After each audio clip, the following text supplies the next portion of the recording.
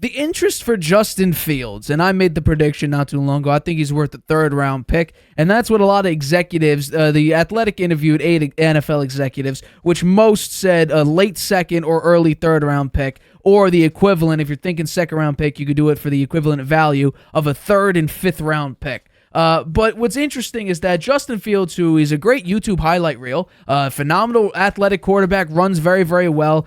Originally, it was a lot of teams were invested. We have the Steelers, Raiders, Broncos, all these teams. And now it's basically nobody.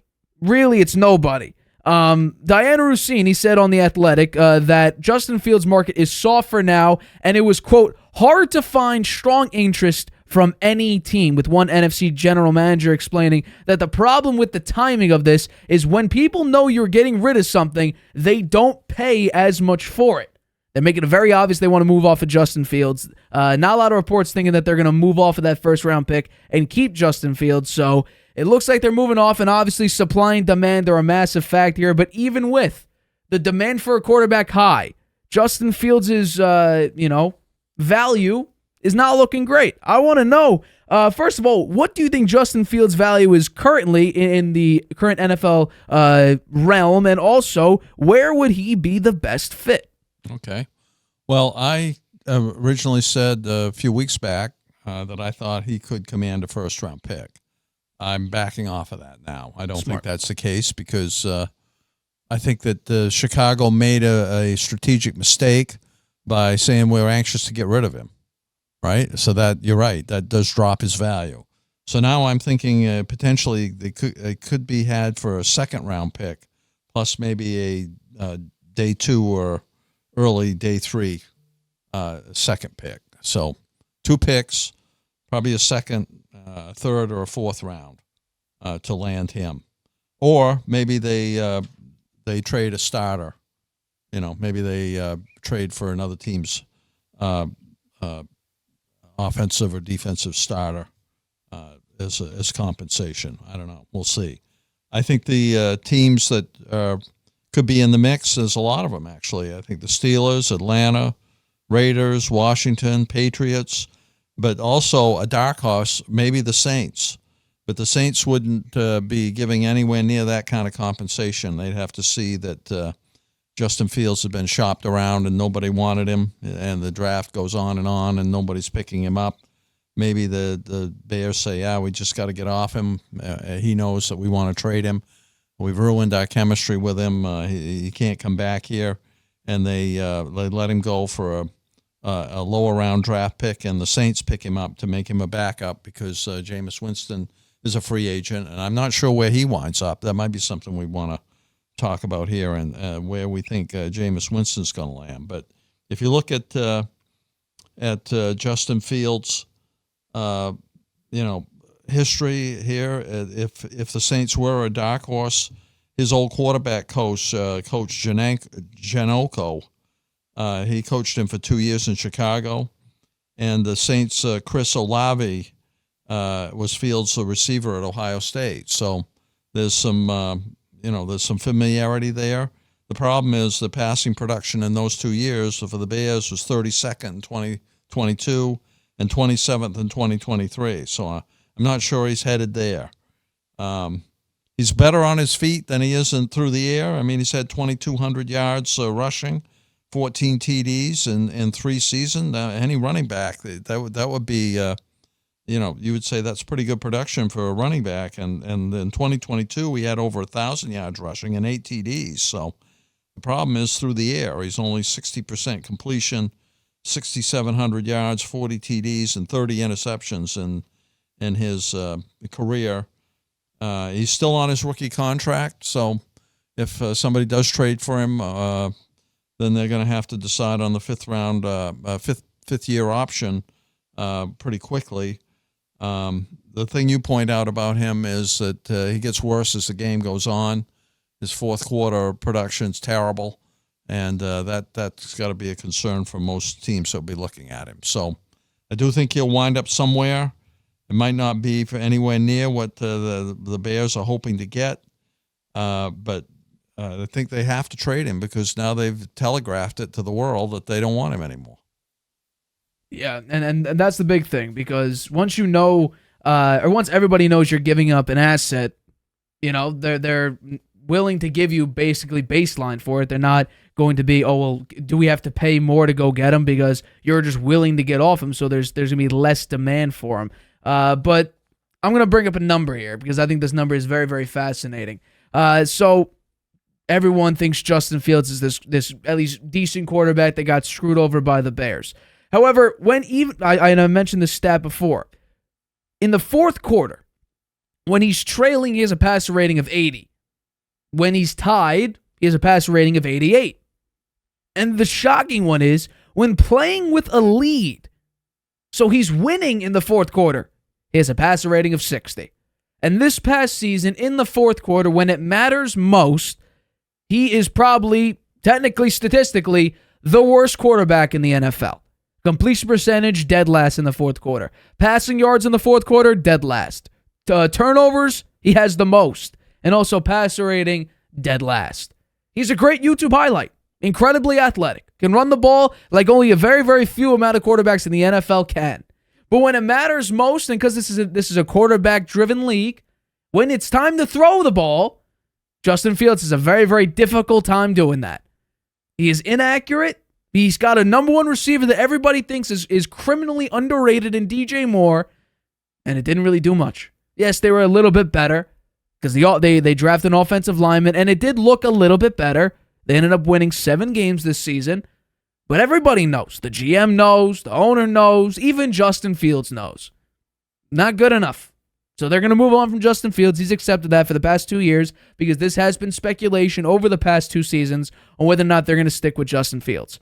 What I find kind of stupid is the GM, Ryan Poles, said that they want to do right by Justin Fields and understands, quote, no one wants to live in the gray area. Well, I hate to break it to you, you still haven't come out and said we're done with Justin Fields. He doesn't even know what his job security looks like. There's a lot of question marks still. So if you understand that no one wants to live in a gray area, openly say we're going to draft a quarterback. Because it doesn't matter now. Everybody's speculating that you are anyway. You have the number 1 pick. It doesn't look like you're going to move off the number 1 pick anytime soon. So if you're thinking about drafting Caleb Williams, which is probably going to happen, you're going to meet with him after his pro day, then start openly, actively shopping him. Find out what's going on. Start making calls. Instead of receiving calls to gauge interest on the very few teams that might be interested, start making the calls. The sooner you get off them, like you said, if you really understand that no one wants to live in the gray area, don't let there be a gray area. So when it comes to the value of him, I think a 3rd-round pick is fine. He's shown that he can make some plays. He's incredibly athletic. He's incredibly mobile. I'd say I still stick with a 3rd-round pick. I don't think that's absolutely outrageous like some people were saying that it was such a horrible take to call him a 3rd-round pick, because he hasn't done anything. He has the most fumbles since he entered the league. That's not good. He has 40 touchdowns to 30 picks in his career, 6,000 yards over 3 seasons. And you're telling me this guy's worth a 1st-round pick? Or now some people are wising up and saying, okay, well, maybe a 2nd-round pick. And NFL executives are saying low 2nd or high 3rd. That makes sense for a guy that has shown a little bit of promise. He's shown some growth, but overall, he's not a top 15 quarterback in the league. There are a lot of quarterbacks I think a lot of teams would take, including rookie ones, over Justin Fields.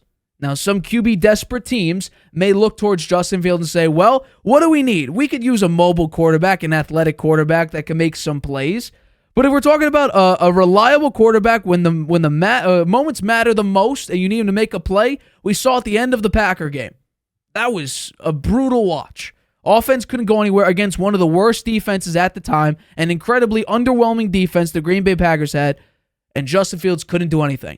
I actually was a Justin Fields fan until towards the end of the season where I'm like, it's not looking good. It really isn't looking good. Now, maybe it's the Bears. Maybe it could be the Bears, because the Bears have had 28 quarterbacks since the year 2000 and have had, I think, 6 or 7 coaches since 2000 as well. It could very well be the Bears. The Bears have never had a 4,000-yard passer. They've never gotten quarterback right. And if Caleb Williams is nervous about being a Chicago Bear for that reason, because they never develop quarterbacks correctly, I would say that's okay. Do I love it? No. Because if I'm considered a generational talent and someone that is, a once-in-a-lifetime type of quarterback, a type of prospect, like people are calling Caleb Williams, then I should be motivated to change the narrative surrounding Chicago. Justin Fields also said that he doesn't like the weather in Chicago. I guess I could put that under he can't handle adversity very well.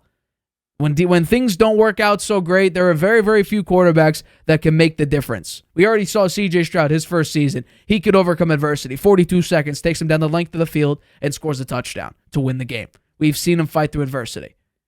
Justin Fields, he might not be able to do that. However, will we see him in a system that fits him more? I think the Steelers could be a good situation like that with Arthur Smith as their OC. You implement some run schemes for him. Well, lo and behold, he could be the starter for the Steelers, and I think they can go back to win 10 games. Do I think they go out and make the Super Bowl with Justin Fields? Not at all, especially in the difficult AFC. But I think if we're talking about Justin Fields' future, and you do have to pay him about $25 million if you pick up his fifth-year option, I don't think his market is that big. And supposedly at this current moment, his market is not that big. So if we're talking about teams that should be interested in Justin Fields as a starting quarterback, where do you think that he fits into the most? If there was one team. I agree with you, Pittsburgh. Yeah. The reason I agree with that, two reasons actually. I think that he's an Ohio State player who played very well in Ohio State.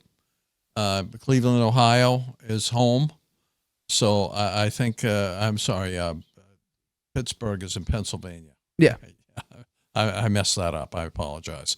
But it's not that far away.